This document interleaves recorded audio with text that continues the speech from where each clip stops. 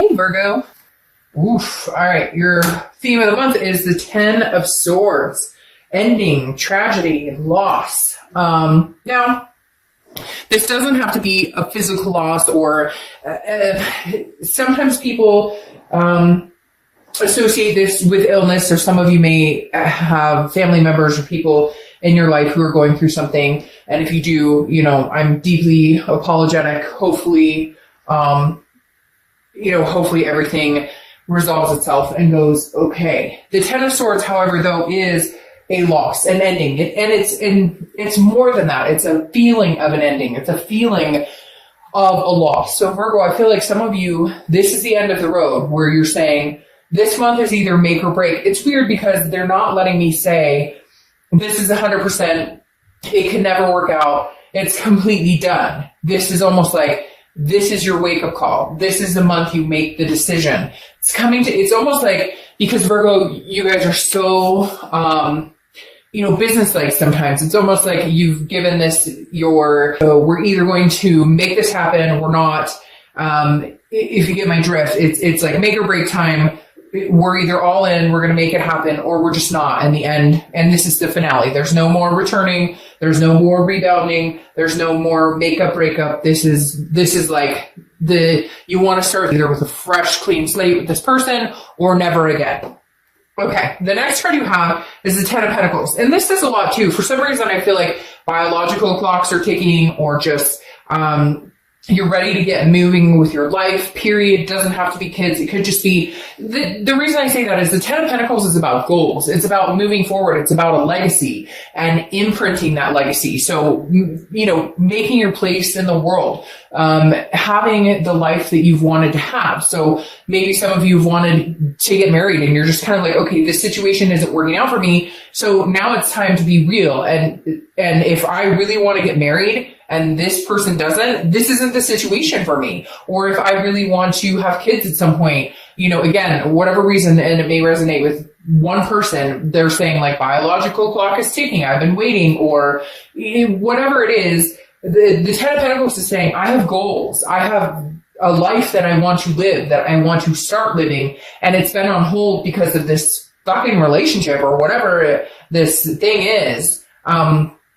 And excuse my French, I cuss like a sailor sometimes. If you don't like it, I'm not the reader for you. But the 10 of Pentacles is just saying, I'm ready. Like, I'm not sitting here waiting around to figure out what you want or what you don't want. Now it's time for Virgo to say, this is what I want. How do you fit in the picture? If you don't, bye-bye. See you later.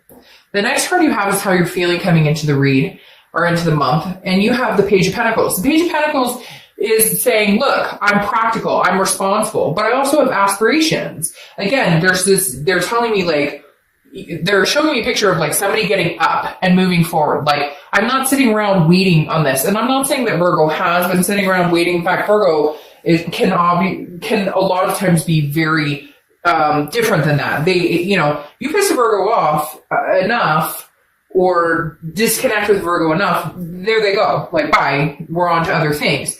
Now, you understand that this relationship took work, and that if you guys were to get back together, it would take work to sustain this.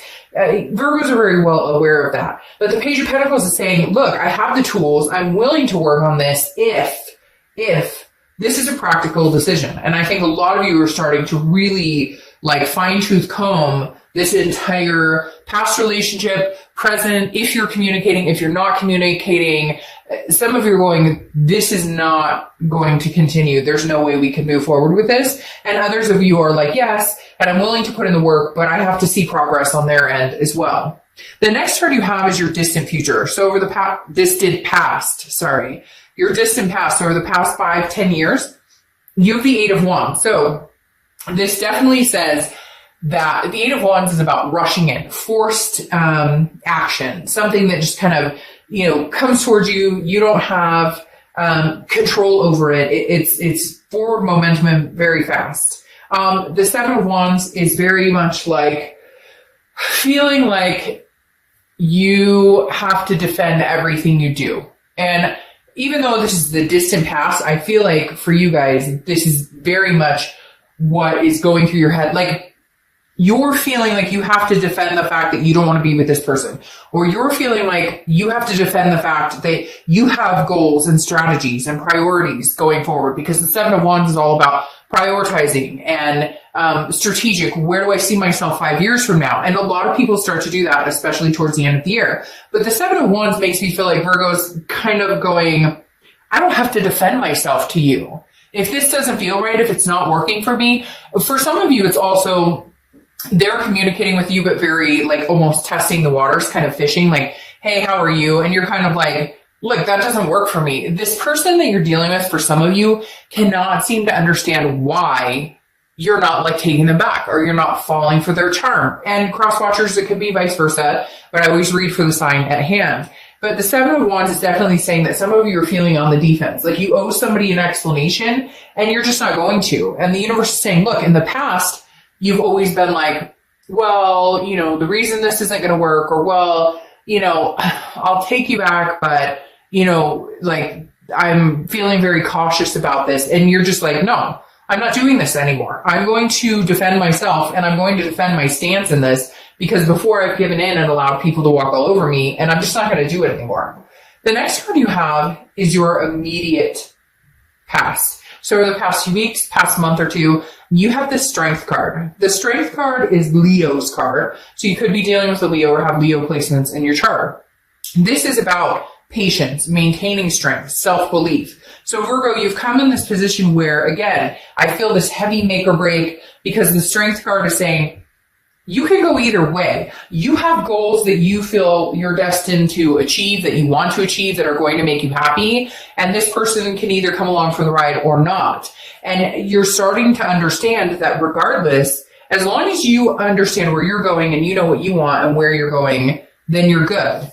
The Strength card is building you up and allowing you to understand that if this connection does end, if it's some sort of loss where it's like, this is a tragic ending, we could never get back together, you're okay with that. You've come to the conclusion that your long-term goals and life may not include this person.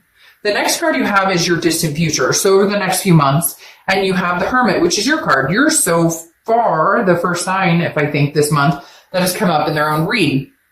If you've seen my reads, you know I find that very, very good, because it means that you're organically showing up to your read. Like you're organically paying attention to what does Virgo want? What does Virgo feel? What does Virgo deserve? So the next few months, that is the path you're on. You're on the path to find your legacy. You're on the path to figure out what your goals are, with or without this person, regardless of whether they come through or don't, whether they're here or not. Again, you're like, I'm not gonna, like, I know I'm not going to defend myself anymore. My decisions are what they should be. And for some of you, it's like, hey, you cheated on me and now you come back and you're like, hey, I love you, I miss you. And you're going, no, that's not good enough. And you ruined my trust, and I don't know that I want to go back to that.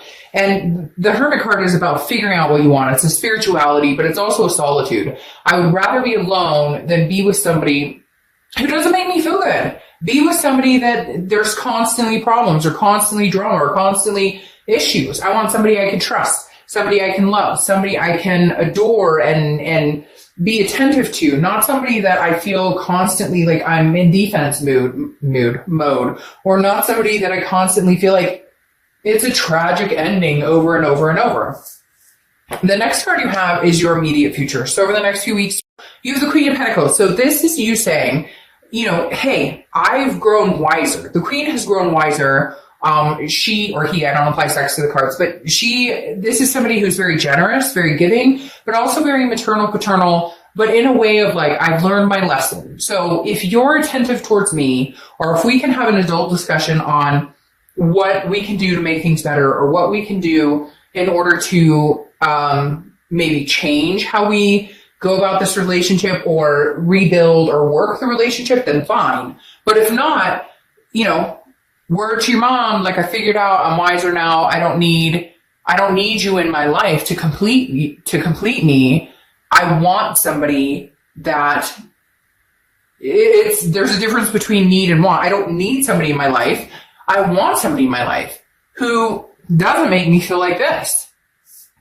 The next card you have is anything tangible throughout the month. Well, I knew that was coming. I told you that this tragic loss, destitution, Ten of Swords, finale card wasn't quite the finale. And you know it too, Virgo. Some of you are like, I know. The Six of Cups is something tangible throughout the month that's going to happen. Beginning, middle, end. And this is the ultimate reconciliation card to a certain extent. This is reminiscing, meditating, looking back, nostalgic. Generally, when this pops up, there's some sort of communication. Somebody's coming back. They want you back. You want them back, etc. The Six of Cups definitely, sorry, my throat is like on fire. Maybe because I feel like I'm shouting.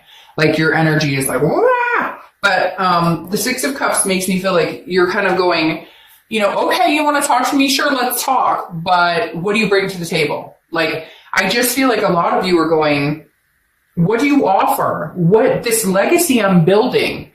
The family I want, the fur babies I want, the traveling partner I want, the marriage, the whatever you want. Like, what do you bring to the table? So nice of you to communicate with me. And for some of you, maybe because the holidays are near and everybody starts to get that nostalgic, oh, remember we did this and we had this tradition and whatnot. But the Six of Cups definitely says somebody's coming back. I just don't know that you're going to give them the room to stay unless there's really some major changes that are like very profound here. And the next card, see, this makes sense. The next card you have is the Queen of Cups, which is how you're feeling internally. It could be the beginning, middle, end throughout the month. And you have the Queen of Cups, very mysterious. She or he has one cup to offer, okay? And you're not willing to give that one cup to anybody who doesn't earn it. I am like, my words are all messed up for some reason. You're not willing to give it to somebody who doesn't deserve it, okay? Because you've gained wisdom here on what you deserve, what you're willing to tolerate, what you're not willing to tolerate. The Queen of Cups is very mysterious. And I feel like that's why the universe is telling you, you don't have to be on the defense like you used to be. Before you would defend, well, it's just, I kind of feel like I deserve better. I kind of feel like maybe you didn't treat me right. And the universe is saying, no, be a mystery to a certain extent. The Queen of Cups is mysterious. She's otherness. Right now, you're not giving your position away, and I think it's freaking them out. In fact, I almost feel like this Ten of Swords is their energy of tragedy, loss, because they don't know what you're up to. This almost makes me feel like they're pounding down your door or texting you and then emailing you and then Facebooking you or whatever, because the Queen of Cups is almost like I'm keeping my silence and I'm keeping my cup for somebody who deserves it. And this person is kind of frantically going, where'd you go? What are you doing? What's going on? I want you back. The next, and you may have them blocked on all angles, because for some of you, you don't even know how bad they have it for you. All right, the next card you have is your hopes and fears for the outcome of the month. And you have the Temperance card, which is Sagittarius card. So you could be dealing with a Sag or have Sag placements. But this is very similar, or they coincide to me a little bit here, because the Hermit goes inside, spiritually tries to figure out what is going on, what do I want, just basically overall maintaining Virgo's organic self. Temperance is about patience, it's about balance, and it's about moderation.